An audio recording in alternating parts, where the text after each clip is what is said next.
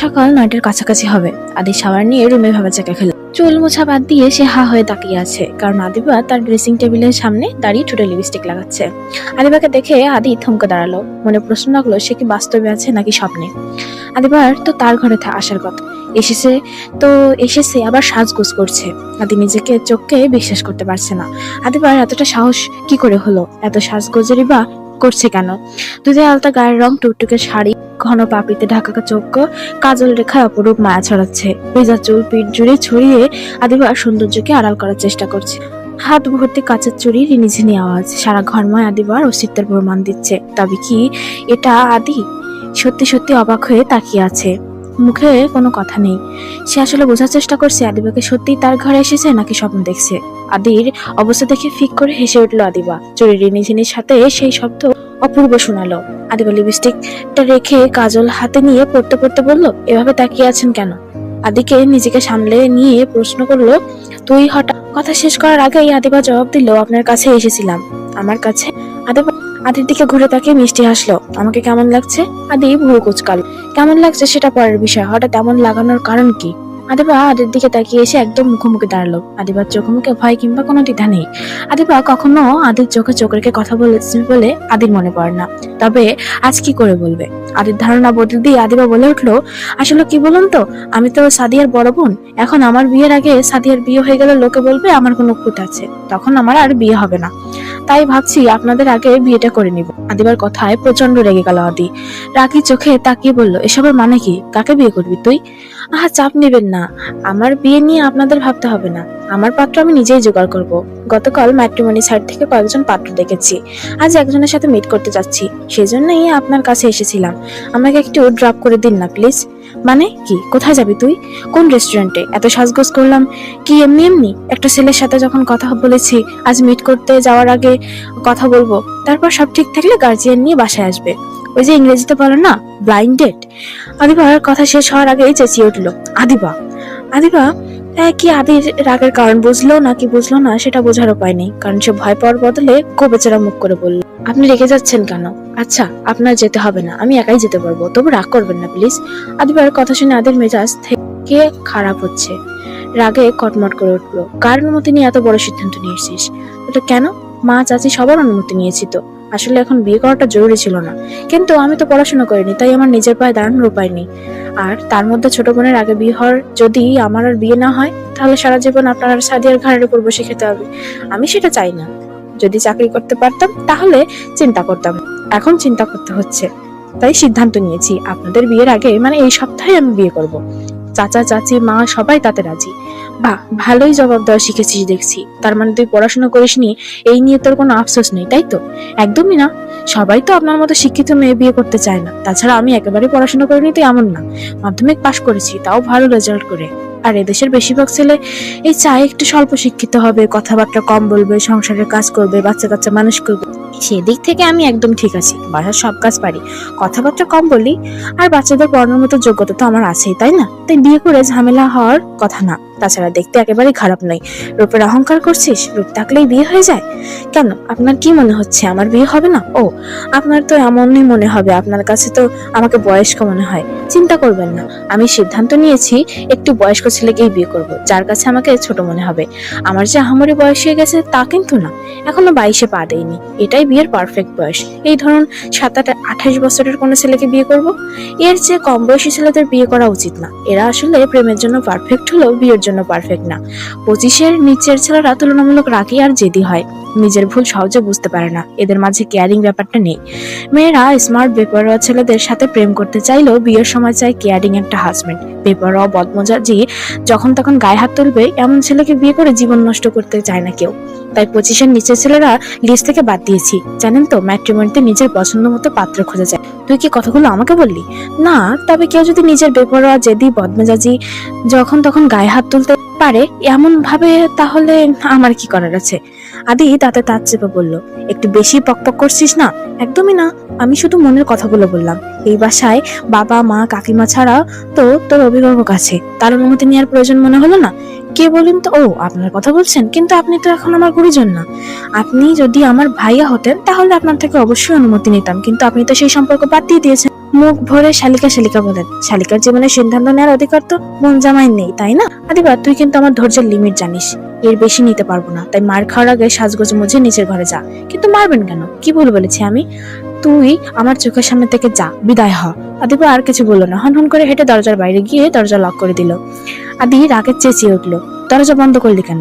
আমি বাইরে যাব, কিন্তু আপনার যে চরিত্র, আপনি ঝামেলা করবেন তাই লাগিয়ে দিলাম। আদিবা, আমি তোকে খুন করে ফেলবো বলে দিলাম, আমাকে রাগাস না, দরজা খোল। আদি চেঁচামেচি শুনে সবাই ছুটে আসলো আর অবাক হলো। আদিবার মা এগিয়ে এসে বলল, এসব তুই কি করছিস আদিবা? মা, ভাইয়া যখন আমাকে বাথরুমে আটকে রাখতো তখন তো তোমরা কেউ ওকে প্রশ্ন করতে না, আজ কেন করছো? এইটুকু সময় ওকে আটকে থাকতে কিছু হবে না, আমি বের হওয়ার পর খুলে দিও। আদি ঘরের ভিতর থেকে আবারও গর্জন করে উঠলো, তুই কোথাও যাবি না আদিবা, কি ভেবেছিস তোকে ফিরতে হবে না? তখন কে বাঁচাবে তোকে? আমি 1 থেকে 3 গুনবো, এর মধ্যে দরজা না খুললে দরজা ভাঙবো, তারপর তোর কি অবস্থা করবো জানিস নিশ্চয়। আদিবা কিছু না বলে দরজা খুলে দিল। আদির আগে গজগজ করতে করতে বাইরে আসলো, চুপচাপ নিজের ঘরে যা, না হলে দুটো পা ভেঙে ঘরে ফেলে রাখবো। কিন্তু কেন, কি অন্যায় করেছি আমি? আমার বিয়ে না হলে আপনাদের তো ক্ষতি, সারা জীবন আমার দায়িত্ব নিতে হবে। তাছাড়া আমি তো আপনাদের বিয়েতে আপত্তি জানাইনি, আপনি জানাচ্ছেন কেন? আদি উত্তর দেওয়ার আগে আদি বাবা বলে, আদিবা তো ঠিকই বলেছে। আদি, তুই সাদিয়াকে বিয়ে করবি, শপিংও করে ফেলেছিস, তাহলে এখন আদিবার সাথে এমন করার কি মানে? আপত্তি জানাচ্ছি না, কিন্তু আমি কিছুই করছি না। যা, গাড়িতে যা, আমি চেঞ্জ করে আসছি। না লাগবে না, আপনার যেতে হবে না, একটু আগেই তো বলছিলি যেন ড্রপ করে দিই, এখন আপত্তি করছিস কেন? আপনি ওখানে কেন ঝামেলা করবেন, তাই আর যেতে হবে না। ঝামেলা করবো কেন? নিজেকে এতটা গুরুত্বপূর্ণ ভাবার কোনো কারণ নেই, তোর প্রতি আমার কোনো রকম অ্যাট্রাকশন নেই, তাই তোর বিয়েতে আমার আপত্তি নেই, আলহামদুলিল্লাহ। তবে প্রমিস করুন, যাই ঘটে যাক আপনি কোনো সিন ক্রিয়েট করবেন না। করবো না, কথা দিলাম। ঠিক আছে, আসুন তাহলে, আমি যাচ্ছি। দুদিনের মেয়ে, আমাকে কথা শোনাস, শর্ত দিস আজ তো আমি তোকে দেখে নিব, মনে মনে বলল। আদিবা গাড়িতে যেতেই আদি আসলো। আদি ড্রাইভ করবে তাই সামনে বসেছে। আদিবা গিয়ে পিছনে বসতেই আদি চেঁচিয়ে উঠলো, আমি কি তোর ড্রাইভার?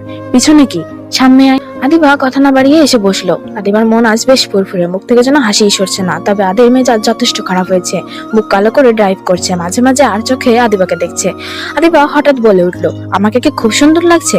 আদি রাগি চোখে তাকালো, সবসময় রেগে থাকেন কেন? ড্রাইভ বাদ দিয়ে বারবার আমার দিকে তাকাচ্ছেন তো, তাই বললাম। তুই দেখতে খুব জঘন্য, বুঝেছিস? আমি তোকে দেখছি না, এমনি তাকাচ্ছিলাম। ও তাই নাকি, তাহলে মনে হয় আর একটু লিপস্টিক দিতে হবে। বলে ব্যাগ থেকে লিপস্টিক নিয়ে সাইডে মিররে দেখে লিপস্টিক দিতে শুরু করলো। আদি রাগের মাথা ফেটে যাচ্ছে, তাই কোনো সংকেত ছাড়াই গাড়ির স্পিড বাড়িয়ে দিল। হুট করে তাল সামলাতে গিয়ে লিপস্টিক এবড়ে থেবড়ে হয়ে গেল। আদিবা রাগি চোখে বড় বড় করে তাকালো। আদির মুখে দুষ্টু হাসি দেখে আরো খেপে গেল আদিবা। সেও কোনো কিছু না বলে মুখ বাড়িয়ে আদির সাদা শার্টে লিপস্টিক মুছে দিল। এটা কি করলি? বেশ করেছি। আপনি আমার লিপস্টিক নষ্ট করলেন কেন? মাথা মোটা কোথাকার। এখন তুই যখন তোর ম্যাট্রিমনি বফের সামনে যাবি, তোর ঠোঁটের অবস্থা আর আমার শার্টের অবস্থা দেখে বেচারিতে হার্ট অ্যাটাক করবে। আপনি এটা ইচ্ছে করে করেছেন, তাই না? হ্যাঁ হ্যাঁ, আমি ইচ্ছা করে করেছি। আরে বোকার মতো কান্না জড়েছিস কেন? আমি তো এমনি বলেছি। দুনিয়ার মানুষ তো তোর মতো বোকা। আমার বিয়ে যদি না হয় আমি গলায় দড়ি দেব। হ্যাঁ, আমার বিয়ে? নির্লজ্জ বেহায়ায় বিয়ের জন্য মরে যাচ্ছে একেবারে। মরবই তো। আমার বুঝি বিয়ে করতে ইচ্ছে করে না? কর না কর, এমন একটার সাথে কয়েকটা করে ফেল। আদিবা চোখ মুছতে মুছতে বলল, আপনি আমার বিয়েতে কি গিফট করবেন? প্রশ্নটা দেরিতে হলো, আদির উত্তর দিতে দেরি হলো না। ফটাফট করে উত্তর দিল, আচারের বয়াম। আচার? কিন্তু কেন? আচার দিয়ে আমি কি করব? বিয়ে হোক তারপর বুঝবি। দেখতে দেখতে গাড়ি এসে থামলো শহরের নামকরা রেস্টুরেন্টের সামনে। আদিবা নেমেই বলল, শাড়ির কুচি ঠিক করে দিন। আদি এদিক ওদিক তাকে বোঝার চেষ্টা করলো, আদিবা কথাটা কাকে বলছে। এদিক ওদিক দেখে দেখেন কি, আপনাকেই বলছি। শাড়ির বিয়েতে এটুকু দায়িত্ব তো পালন করতেই হবে, তাই না? শাড়ি এমন থাকলে বিয়ে ভেঙে যাবে, তাই বলে দিলাম। আদিত্য চৌধুরী এখন কারো শাড়ির কুচি ঠিক করুন। কেন ঠিক করে দিলেই কি হাতে ফুসকা পড়বে? তাড়াতাড়ি ঠিক করুন, না হলে কান্না জড়বো। কিন্তু কেন ঠিক করে দিই? দিলে কি হাতে ফুসকা পড়ে যাবে? আজব তো। হ্যাঁ, থাম থাম থাম, তবু দিচ্ছি, আওয়াজ করিস না প্লিজ। চোখ দিয়ে পানি বের হয় না, এমন কান্না খোদা জানে। বেশি কথা না বলে কুচি ঠিক করুন। আদি বাধ্য হয়ে নিচে বসল। উফ, হচ্ছে না, সুন্দর করে করুন না। তবে রে দাঁড়া। আদি উঠে দাঁড়াতেই আদিবা দৌড় দিল। আরে ইডিয়েট, আসতে যা। যে ছেলে দেখা করতে এসেছে তোকে এই অবস্থায় দেখলে ভাববে মেয়ের সাথে নয়, ঘোড়ার সাথে মিট করতে এসেছে। চুপ করবেন আপনি? পাত্রপক্ষ নিজেই এমন বললে পাত্রপক্ষ কখনোই মেয়ে পছন্দ করবে না। আদি কথা বলতে বলতে একটা ছেলে এগিয়ে এসে বলল, আদিবা তাই না? আদিবা তাকে বলল, মিস্টার সায়ন তাই না? হ্যাঁ আসুন, আমি টেবিল বুক করে রেখেছি, আপনি যান, আমি আসছি। ছেলেটি সামনে সামনে হাঁটছে, আদি পিছন পিছন। আদিবা ফিস করে আবারও আদিকে সাবধান করলো যেন উল্টো পুল্টো কিছু না বলে। টেবিলে আদি আর সায়ন সামনাসামনি বসেছে, আর আদিবার পাশের সিটে।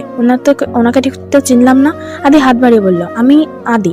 নাম শুনেই নিশ্চয়ই বুঝেছেন ওর কাছের কেউ। সায়ন হাত বাড়িয়ে হ্যান্ডশেক করলো। আদিবা আদির হাত টেনে ছাড়িয়ে নিয়ে বলল, উফ, এত ঘুরিয়ে বলতে হয় নাকি? উনি আমার বড় চাচার ছেলে। ও আচ্ছা, এবার বলুন আপনার কি জানার আছে? আরে তেমন কিছু না, কি আবার জানার থাকবে? আদিবার আগে আদি উত্তর দিল, অনেক কিছু জানার আছে। যেমন আদিবার মাথায় গোবর ছাড়া আর কিছু নেই, ভালো করে ও পারে না, তবে অতএব ওকে বিয়ে করলে আপনার বাচ্চারা মূর্খ হবে। দ্বিতীয়, রান্না করতে পারে ঠিকই, কিন্তু মুখে দেওয়া যায় না। তৃতীয়, দেখতে একেবারেই ভালো না, এখানে আসার আগে 3 ঘন্টা ধরে মেকআপ করেছে। চতুর্থ, ও 7 দিন এত ঝগড়া করে যে মহল্লার সব কাক উড়ে গিয়েছে। আদির কথায় আদিবা আর শায়ন দুজনেই অবাক হয়ে আদির দিকে তাকালো। আদি ব্যাপারটা হালকা করার জন্য হাসির অভিনয় করতে করতে বলল, কিছু মনে করবেন না, ভাই আপনার সাথে মজা করছে। উনি কি আমার দুলাভাই হন যে মজা করব? যাই হোক ভাইয়া, এই বিয়ে হচ্ছে না, আপনাকে আমার পছন্দ হয়নি। যে ছেলে বিয়ের আগে এই মেয়েকে একা একা রেস্টুরেন্টে ডাকে, সে আর যাই হোক চরিত্রবান হতে পারে না। এই চল বলেই আদিবার হাত ধরলো আদি। একেবারেই ভালো না। উফ ভাইয়া, কি করছো তুমি? প্রমিস করেছিলে উল্টোপাল্টা কিছু করবে না। করনি তো, উল্টোপাল্টা কিছু করবো না বলেই তো মুখে মুখে মুখে কথা বলছি। উল্টোপাল্টা কিছু করা হলে তো এতক্ষণে কানে কপালে থাপড়িয়ে বাসায় নিয়ে যেতাম। ভদ্রমেয়েরা পার্টি দেখতে রেস্টুরেন্টে আসে? চুপচাপ বাসার রাস্তা মাপ, দেরি করা তো দূর, পিছন ঘুরে তাকালে একবার মারবো, নিজের নাম ভুলে যাবি। আর তুই তাকে কি দেখছিস? বের হ এখান থেকে, আমার বোনকে রেস্টুরেন্টে ডাকিস, সাহস তো কম না। আদিবার কথায় কোথায় বিয়ে হবে সেটা ও না আমরা বড়রা ঠিক করবো, বুঝেছিস?